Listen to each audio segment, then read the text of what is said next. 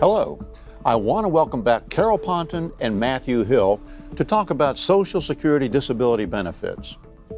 Carol and Matthew have written a book entitled Ultimate Guide to Winning Your Social Security Disability Claim. Carol, Matthew, welcome to the show. Thanks for having us. Let me start with this question. Tell us, what inspired you guys to write this book? Well, our firm's been representing the disabled for over 30 years now. And we've seen lots of mistakes that claimants make and problems that they have getting their benefits. There's all kinds of loopholes, unfortunately, through the bureaucracy. And this is just an attempt on our side to kind of help educate people who are trying to get those benefits that they've earned by paying into the system. And also to let them know what benefits are available. There are a lot of people who have no idea they're entitled to disability benefits. And so this guide tries to tell them the different areas that are available to them. Well, speaking of qualification, tell us, who can qualify for Social Security disability benefits? It's amazing. If you're disabled, just about anybody can qualify with certain guidelines.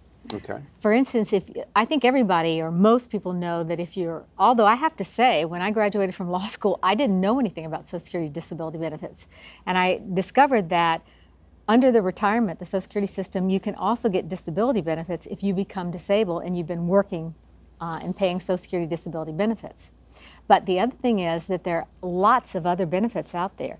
For instance, there's something called SSI, Supplemental Security Income, for people who have never worked. So say you have a child that's born with severe Down syndrome.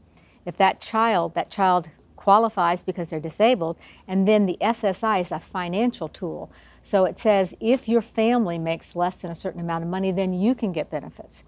When that child turns 18, and that child is still disabled, they can still get benefits because it's based on their income. They're their only family. I see. And then when their child's parents retire or become disabled, they can get benefits off of their parents' account as well.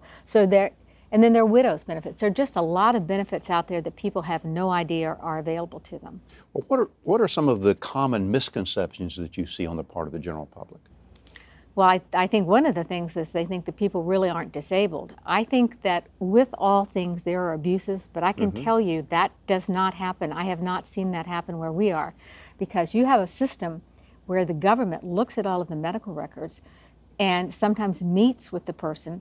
If they don't win at the initial levels, they actually go before a judge, and that judge talks to them, the judge sees them, they read the medical records, and I find none of these people take their jobs lightly. They realize the Social Security Trust Fund is for all of us, and if you abuse it in any way, it hurts all of us. So I read these things in the paper. I know that sometimes that exists, but I don't see it. And the government also sends people out for their medical exams too, so they take it very seriously. They have their own examiners. Well, are there different programs and benefits? Absolutely. So like I said, there's a program for people who have worked, and then there are programs for people who have never worked.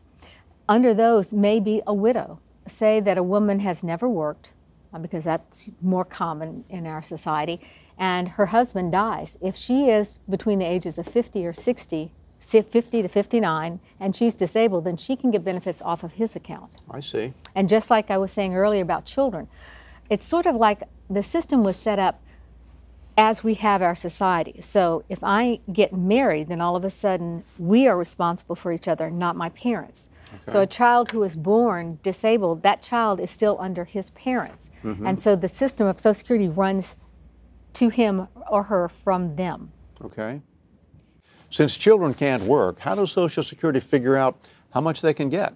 Well, the children get benefits because they're disabled. Okay, and there's and that's called the Supplemental Security Income System. Okay, and by the way, this is where people get really confused.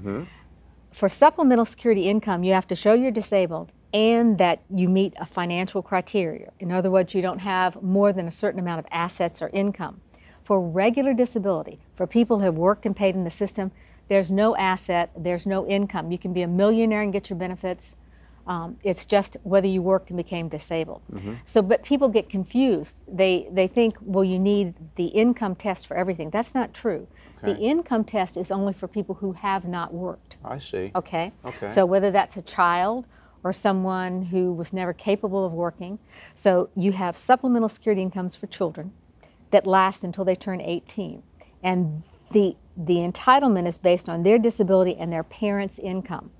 So when they turn 18, they're reevaluated again because their parents' income is not theirs. They are their own individual household. So children who have not been able to get benefits when they were 0 to 18, all of a sudden qualify.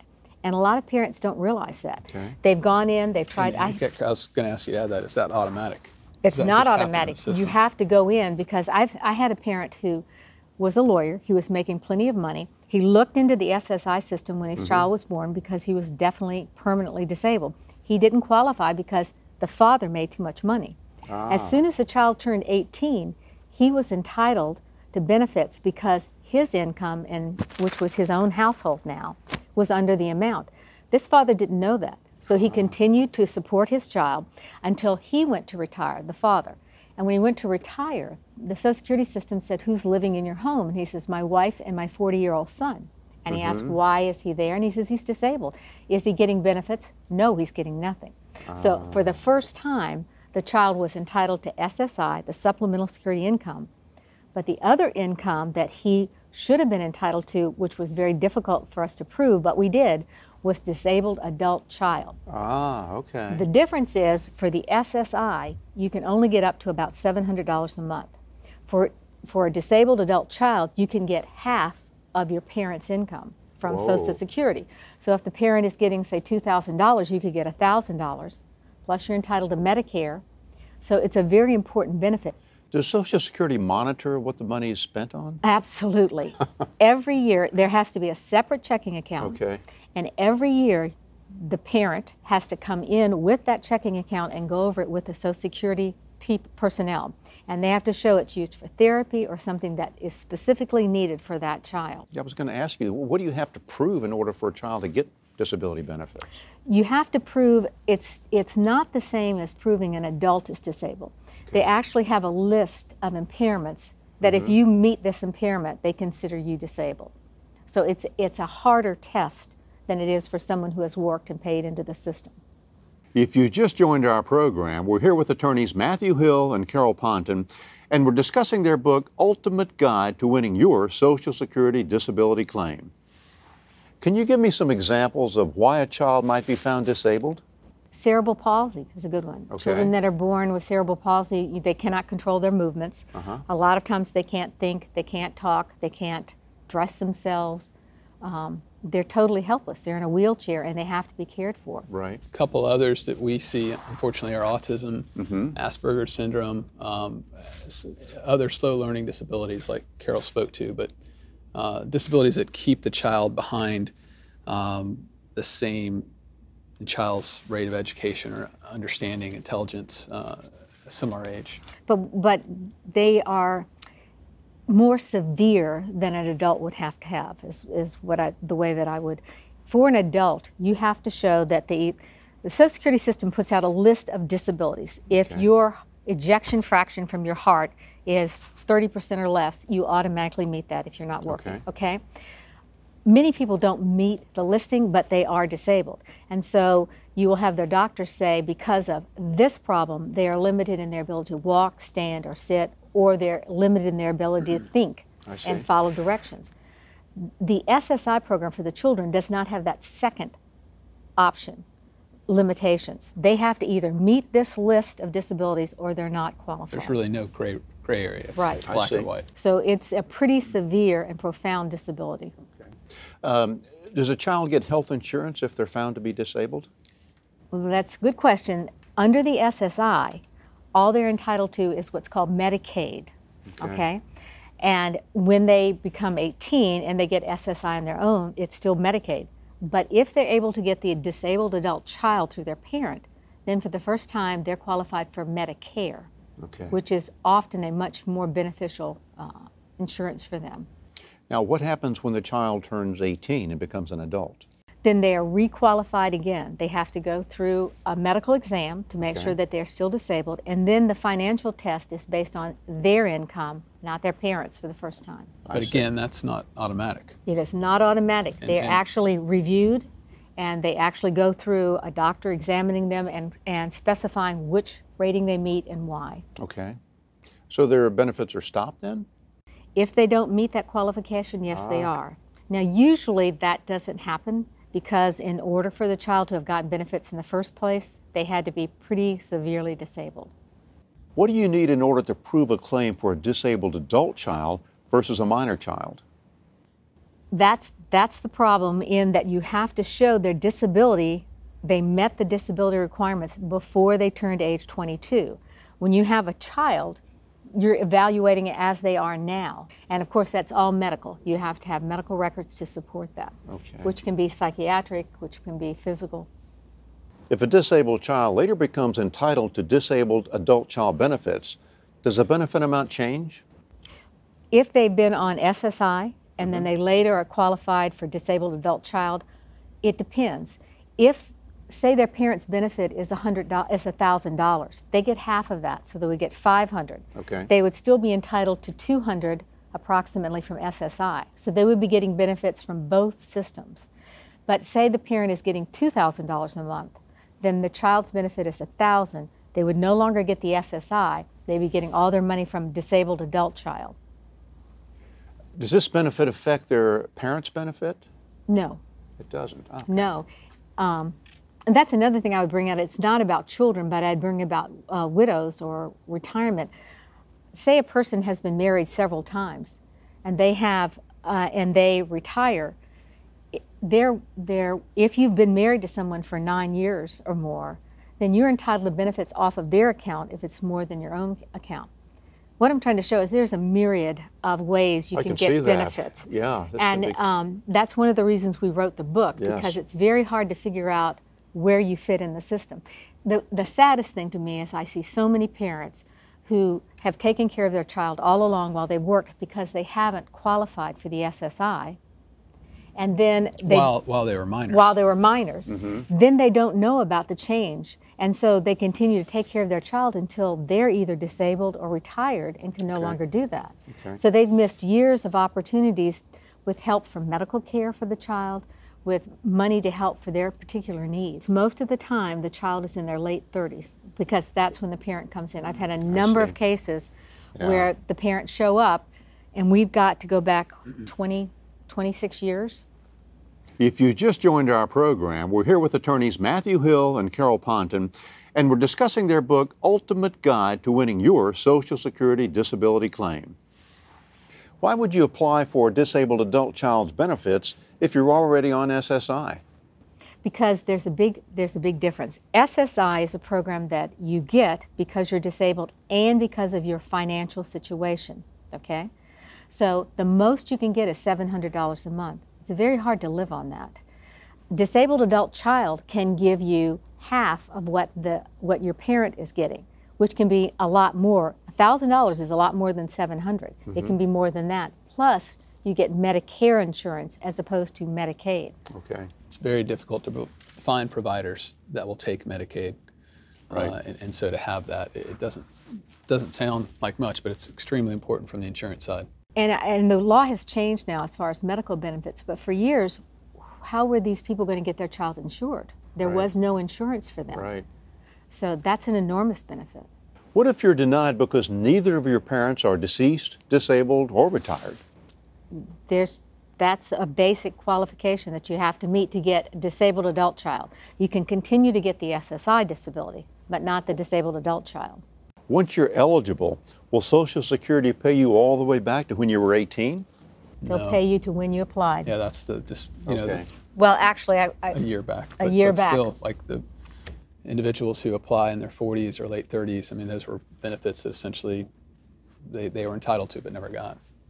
Well, like, for instance, this person that came in whose child was 37 or 40, I can't remember now, he only got benefits from the day he applied. So the day he walked into that office and found out that his son was entitled to him, he got benefits then for SSI. SSI starts the day you apply. Okay. The other disability can go back as far as a year. Okay. If you prove you were disabled back then. Okay.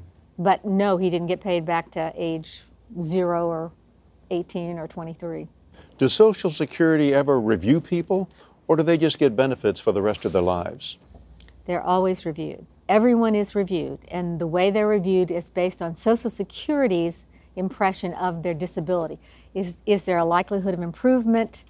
How good is that likelihood? Or is there really no likelihood of improvement? So you go from a 1-year review up to as much as 7 years to review, but they are all reviewed. What does Social Security look for when they review a person? Well, they send them forms, and the forms will say always, has anything changed significantly in regard to your health, in regard to the reason you're disabled, and are you working? If a person is working and making over a certain amount of money, it doesn't matter what their disability is, they're not disabled under the government system. So you have to be disabled and not working. Okay. Okay?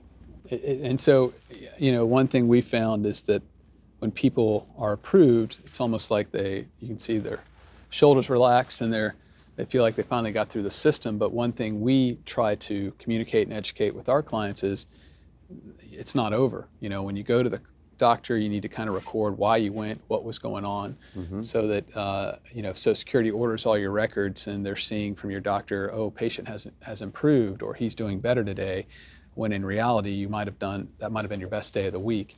It's just important that they realize that they need to continue to monitor themselves or to make sure their medical records reflect what they're going through. I see. What happens if Social Security finds a person is no longer disabled? That's a cessation. They will send them a letter saying, we find that you are no longer disabled as of, and usually it's like the end of this month, and you will not be entitled to benefits. We're going to review you. Now, the person can choose to continue their benefits through a hearing before a judge. Okay. And the Social Security system says if we find ultimately that you are no longer entitled, you have to pay that money back. Oh. They can also continue their medical coverage. Okay, so the person has the option of doing either one of those or both. And then they actually go through the system sort of like they did initially. They have to go in and prove that they're disabled.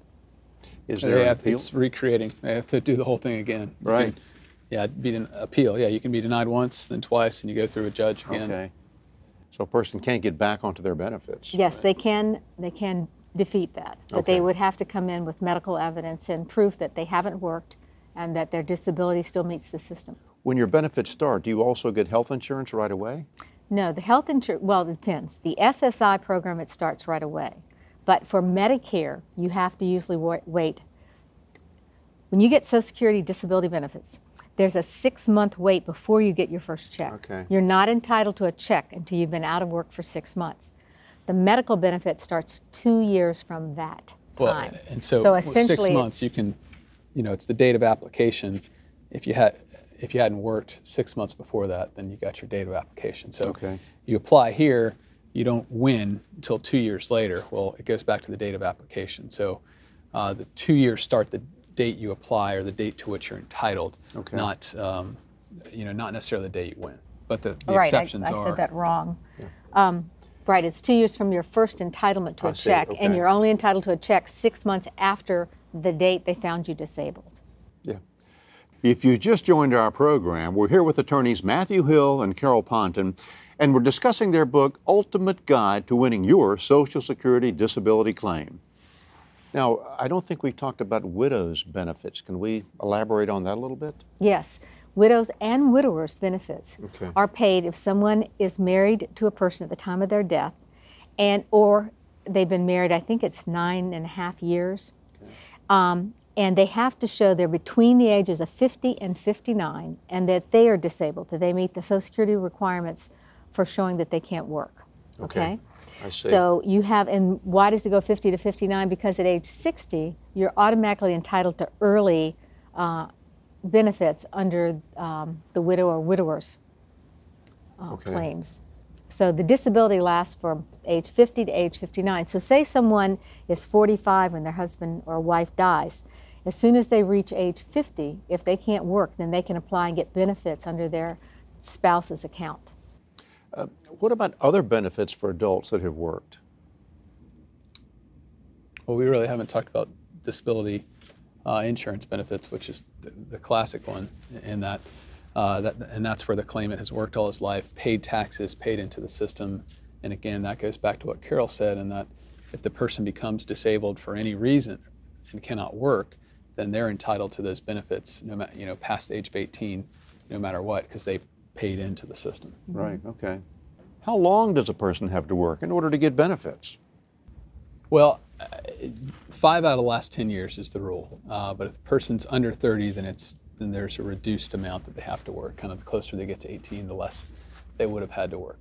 So in other words, Social Security realizes that a 24-year-old probably hasn't worked 5 out of the last 10 years. So they give these people that are under 30 a reduced amount of time that they have to work in order to qualify. I see. So how long after you stop working should you apply for benefits? Immediately. You should be applying when you know you're stopping working, just so you can get the maximum benefits you're entitled to. And the other thing is Social Security takes quite a while. It can take 2 or 3 years for them to finally approve your case. And the longer you wait, the longer it's going to take to get your benefits. Exactly. Now, if someone's denied, should they reapply?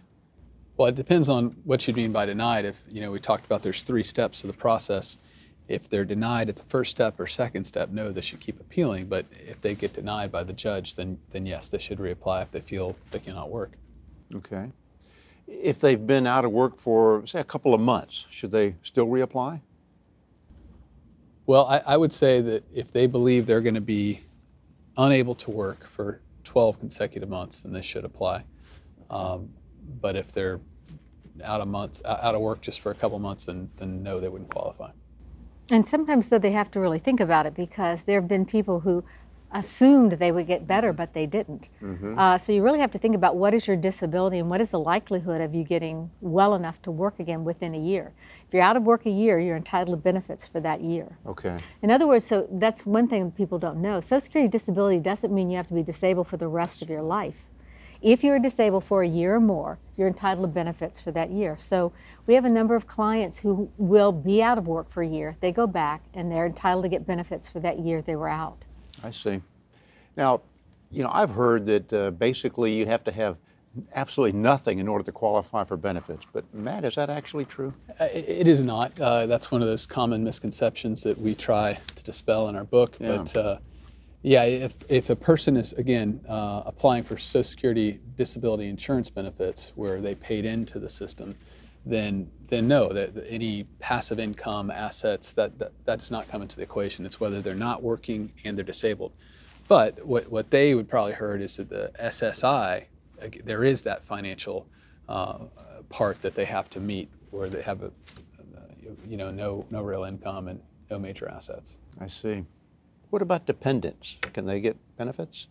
The dependents don't get them themselves. If, say, a person is, if they're disabled, they get a certain amount of money for all their dependents, wife, children, and dependents are someone they take care of, like their wife, if their wife is not working, or their children who are under 19 and in high school and not married. Okay. So, but they give them a certain amount. I think it's 50% of whatever their benefit is divided between their dependents. Is it just as easy for a 30-year-old to get benefits as, say, someone who's 60 years old? No. Yeah, closer to 60, there's a grid that basically the older you get, the more consideration they give to the job you worked, to your education. The younger you are, it's a lot harder, because they look at a 30-year-old and they expect them to be more robust, able to bounce back easier. Right. The one big exception to that, I would say, are mental health claims. Right. Mental health claims often start when someone's young, Right. and so those they recognize it's really not related to age at all. The judges feel more comfortable putting somebody on disability that's 60 who could retire in 2 years anyway. They take this seriously, and a 30-year-old, they really need to know this person cannot do anything. So yes, it's much harder for a 30-year-old, except for people that are paralyzed. I mean, it has to be pretty extreme. Catastrophic. Almost. Catastrophic. I see. How important is medical treatment in the equation? It's the basis for which they be found disabled. So those are the claimants that we find have the hardest time, who don't have steady medical treatment, don't have doctors that can report their symptomatology. Social Security has a treating doctor rule, essentially, that they will give more weight to a claimant's treating doctor than to the Social Security's own doctor. So that becomes critical. If you have someone that's been treating you for a while that can really speak to the disabilities and how they affect you, that is great evidence. So for people who are not treating, it becomes a lot harder.